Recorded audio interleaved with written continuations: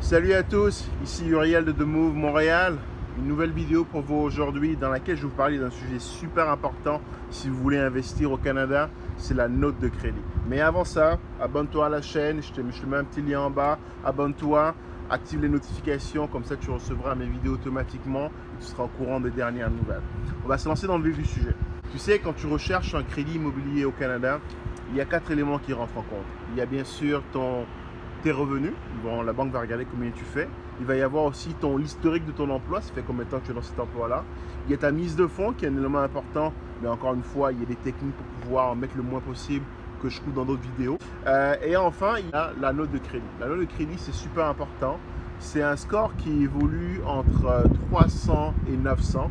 Pour faire simple, si tu es entre 700 et 900, c'est très bon. Tu pourras aller chercher de très bonnes conditions. Si tu es entre 500 et 700, c'est un peu plus difficile. Tu vas avoir du mal à négocier auprès des banques. Tu auras peut-être un crédit, mais ça va être plus compliqué d'avoir des bonnes conditions.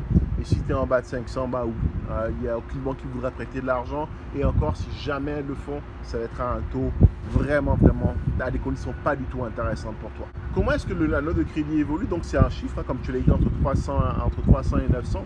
C'est un chiffre qui évolue en fonction de plusieurs critères.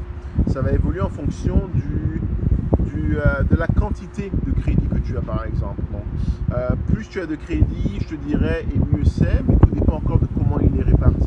Ça va dépendre aussi de la qualité des crédits que tu as. Si tu as beaucoup de crédits qui sont de type ce qu'on appelle revolving, des crédits rotatifs avec des cartes de crédit, c'est pas forcément très bon pour la note. Ça aura tendance à la faire baisser. Ensuite, ce qui va entrer en jeu dans ta note de crédit, c'est aussi ton assiduité, ta capacité à faire tous tes paiements à temps. Ça, c'est très important. Ce qui va aussi, encore une fois, aussi entrer dans ton bureau de crédit, ça va être quel est le pourcentage de crédit que tu as utilisé par rapport à la quantité qui est disponible. Donc, si tu es si tu as, disons, 20 000 de crédit que tu t'en sais et que tu es à 19 000, 18 000, ça va avoir un mauvais impact sur ton crédit. Mais de la même manière aussi, si tu as beaucoup de crédit mais que tu t'en sers pas du tout, ça va avoir un impact sur ta note de crédit. Donc, comment est-ce que ta note de crédit évolue? Ta note de crédit évolue en fonction de plusieurs critères. Ta note de crédit va évoluer en fonction de ton historique de crédit. Bon, très attention pour vous Français qui débarquez ici, vous n'avez pas du tout de carte, vous n'avez pas du tout d'historique. Ça peut être compliqué d'aller chercher du crédit.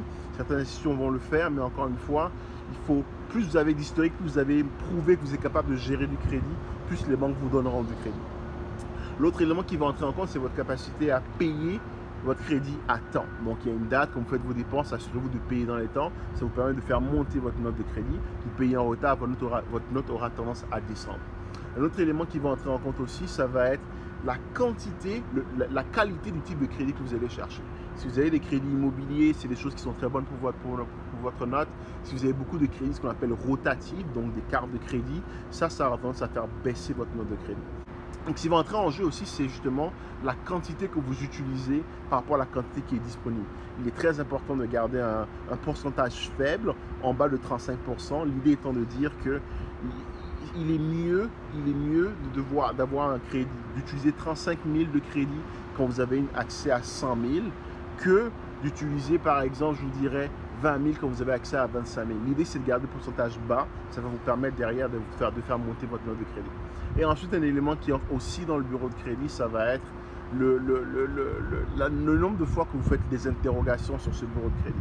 Là, je vais casser un mythe.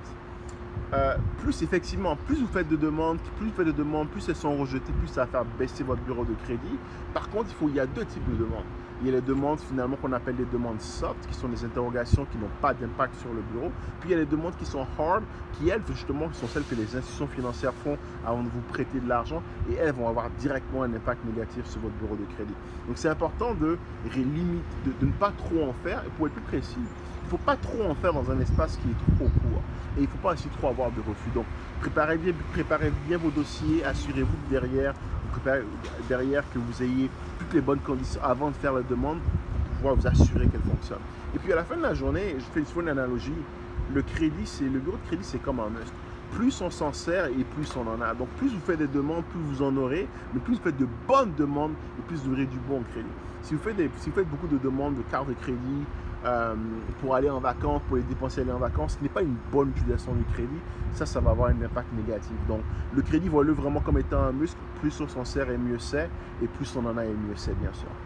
Pourquoi le bureau de crédit est très important? Parce que le bureau de crédit, deux choses. Il va notamment vous permettre quand vous connaissez votre bureau de crédit, vous allez aller voir une institution financière, vous allez lui montrer que vous savez de quoi vous parlez, que vous connaissez les ratios, que vous connaissez les éléments requis pour obtenir du crédit chez eux. Ça les met en confiance parce qu'ils se disent qu'ils ont en face d'eux un investisseur aguerri. Donc, très important, il faut que vous connaissez votre bureau de crédit.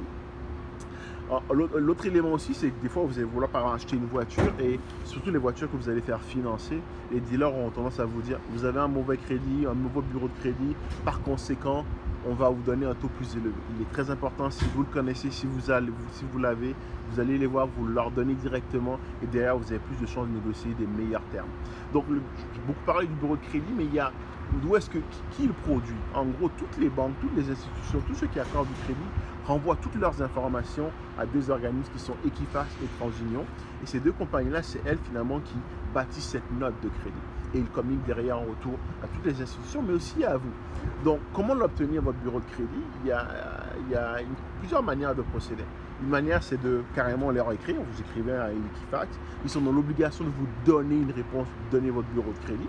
Sinon, l'autre approche ce que vous pouvez faire, c'est vous pouvez aussi ouvrir un compte chez Equifax, mais là, vous allez payer à peu près 24,99 $ par mois pour avoir accès à l'information via un site web. Moi, personnellement, je trouve que c'est cher payé pour avoir accès à un site web. Rendu là, envoyer directement un courrier pour récupérer l'information. Mais il y a encore une technique qui est encore meilleure. Si vous voulez avoir l'information en temps réel, live, et ça, c'est une petite astuce pour vous, ouvrez des comptes chez deux banques, RBC, la Banque Royale du Canada, ou bien chez la Banque Scotia. Pourquoi? Parce que ces organismes financiers, ces banques aujourd'hui vous donnent la possibilité, via l'application mobile, de pouvoir consulter en temps réel votre bureau de crédit. Et en plus, ils ont en place un système d'alerting qui vous permet de savoir en temps réel s'il y a des interrogations sur votre bureau de crédit. C'est génial parce que derrière, si quelqu'un fait des demandes sans vous en informer, vous êtes au courant. S'il y a de la fraude sur vos cartes de crédit, vous êtes au courant. Et quand vous venez rencontrer un banquier ou bien un vendeur d'automobile, vous êtes en mesure de lui dire: voici mon bureau de crédit, voici mon score, j'ai une bonne cote de crédit, donc je vais avoir les meilleures conditions possibles pour emprunter. Donc ça, c'est très important. Donc, voilà, ça fait le tour de la vidéo d'aujourd'hui. Je vais vous parler du bureau de crédit, de la note de crédit et du crédit de façon générale. J'espère que vous avez aimé la vidéo. Si c'est le cas, n'hésitez pas à vous inscrire, n'hésitez pas à la partager à tous vos contacts sur les réseaux sociaux. N'hésitez pas à la liker. Inscrivez-vous sur ma chaîne YouTube de Move Montréal. N'hésitez pas, allez-y, lancez-vous, faites vos moves, investissez, utilisez votre bureau de crédit. Comme je l'ai dit, c'est comme un muscle, donc servez-vous-en le plus possible. Bientôt pour une nouvelle vidéo. Salut!